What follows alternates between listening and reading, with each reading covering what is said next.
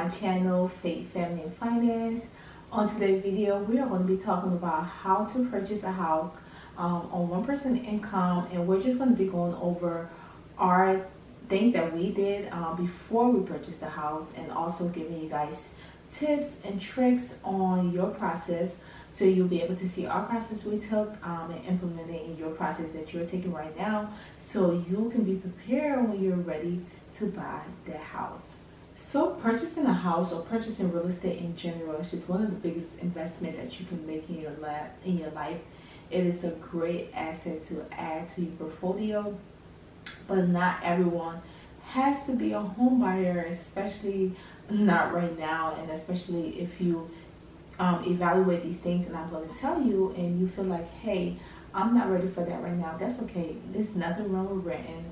I know you hear people say all the time, they try to compare like apples to grapes, rent and mortgage. Those are two different things. And when you hear people say, hey, your rent is $1,500, why can you use that $1,500 and get a house so you can use that for your mortgage? Yeah, that sounds good, but also when you have a mortgage, you have all these hidden fees and all these hidden items that you need to add into that mortgage, all these hidden requirements and what am I trying to say, expenses that you need that you don't have to factor when you're renting. Because when you're renting, you don't have to worry about fixing up your own pipe and roof and all those things, because those are taken care of by the property manager. So you can just call somebody up to go ahead and fix these things. But when you're buying the house, when you own the house, when you own real estate, a lot of those things falls on you. The advantage of owning the house have been that it's a blessing to you, especially if you have little ones. You don't even have to have little ones. If you have a family, you're able to host people, you're able to lend out, you're able to just be a blessing. It's a great, again, it's great on your portfolio, but it's also just great for the advantage that you have. You can use it for whatever you want to. Right now we have our mother-in-law living with us, which has been a great blessing for us, because we're able to do that. So when did we bought our house? So we actually bought a house in April 2020. So it's this year made it 2 years since we bought a house. We bought a house during the pandemic. Everything was crazy. Things is crazy. But for some reason our process was really smooth. We probably started in like December or November, and we closed in like March. Well, we closed in April, and then we took a while before we moved in, because we was right next door. Our apartment was next door, so we didn't rush the process. We moved in like May during Memorial Weekend. But the reason our process went so smooth, because I really believe not only did we have a good realtor, but we also came prepared. And these are the things that I'm going to be telling you that we did ahead of time before we started the process. And that's what made it smooth, right? Because we came with questions. We came with things that we already knew. For example, we already knew that we wasn't going to use my income and also my husband's income. We knew that we were just going to use one of our incomes, and we knew how much that we was trying to spend on the house. Again, we didn't want to go over it. That's why we didn't want to use both income, because when you use both income, not only do you have to put in both that, but you also, most likely, you're going to get more money, right? And then if you see more money, you're going to start looking for more house and things that you don't need. So we wanted to stick within the purchase amount and also what we felt like we needed as a family before getting pre-approved. So first thing that you want to do is know where you stand as far as your credit. You want to review your credit, and I'm not talking about looking at Credit Karma, because Credit Karma is not your FICO score. You want to pull something. Either you can do what we did was the year prior, before we knew we wanted to buy the house, we did a credit pull from 3 bureaus from annualcredit.com. So with annual credit, you get one free credit report a year. So you can go ahead and do that, because we was using my husband's account, so we went ahead, we ordered that. I went through everything. Of course, I highlighted went through line by line, highlighted everything, because when the underwriters and all these people start pulling your credit reports, they do hard pulling. They look at everything. They're not doing the little, just your card and all that. They're pulling everything. So with annualcredit.com, you're able to see annualcreditreport.com. You're able to see everything that happened on your account, activities, and if there's things that's on there that you don't agree with, or if it's not yours, you can always dispute. So we definitely did that. I know we're looking at our recent credit score.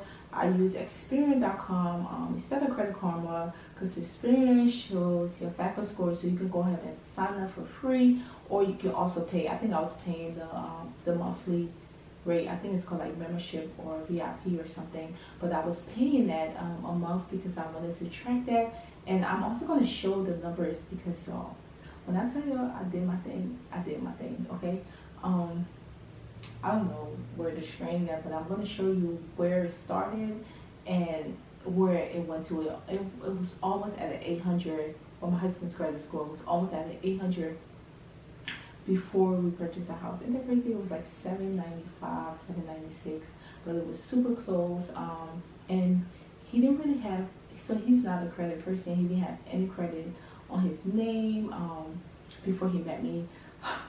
And on the other hand, I was like the rebel, right? I had like 6 credit cards and all this craziness, reckless, right?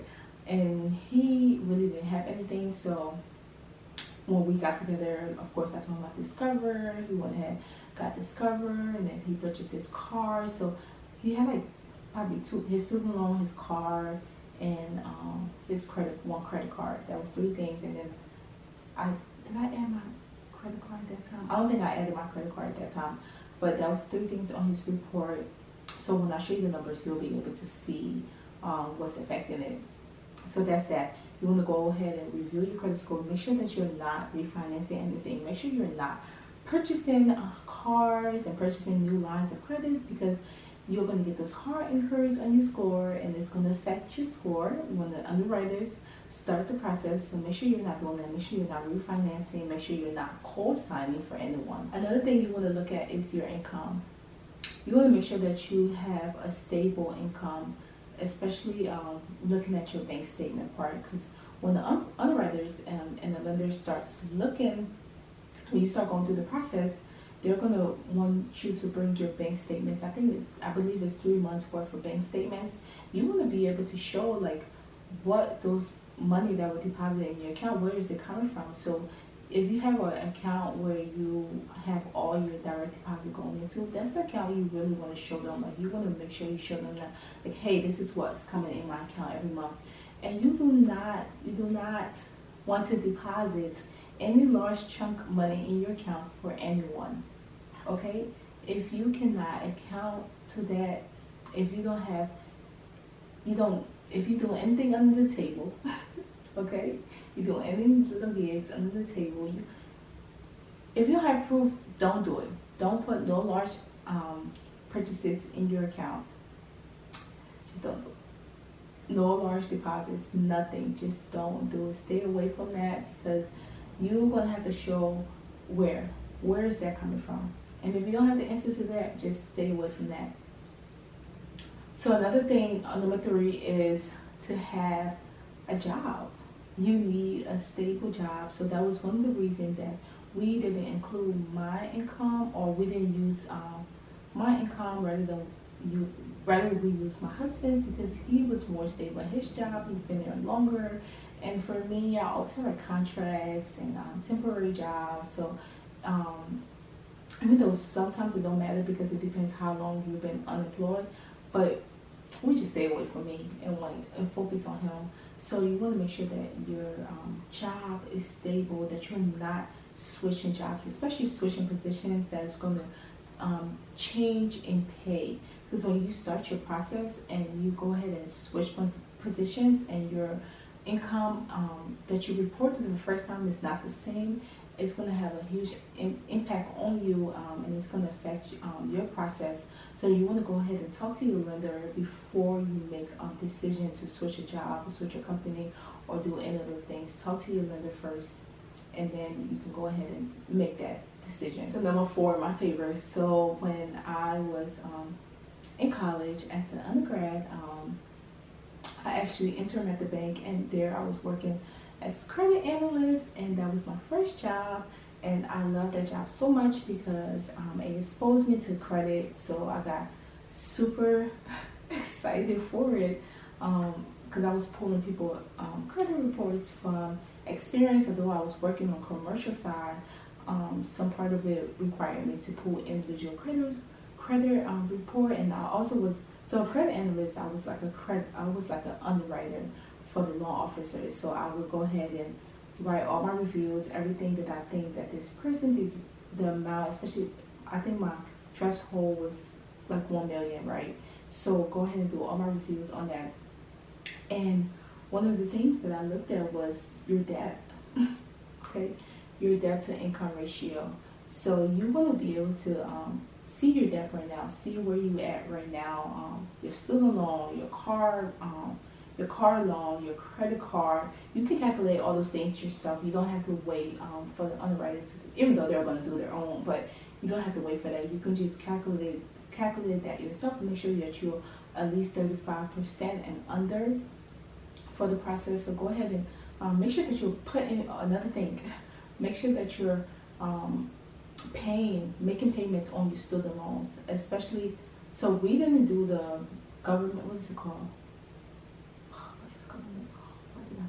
What's it called? So we did the conventional loan. So you want to make sure that you're actually putting payments on your loan. I'm so annoyed that I don't know. And watch, when I get off the camera, I'll figure it out. And it's right in my head. What's the loan called? Okay. So you want to make sure that you are, this is going to bother me.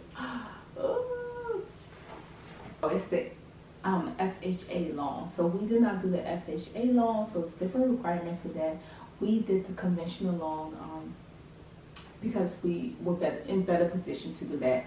So you want to go ahead and again make sure that you're making payments on your student loans. Make sure that if you can pay off your credit card or put a large chunk in that, make sure you do that, because of course that's going to reduce your debt and it's going to give you a positive debt to income ratio. So number 5, last but not least, you want to go ahead and play with your numbers. Go ahead and go on either smart assets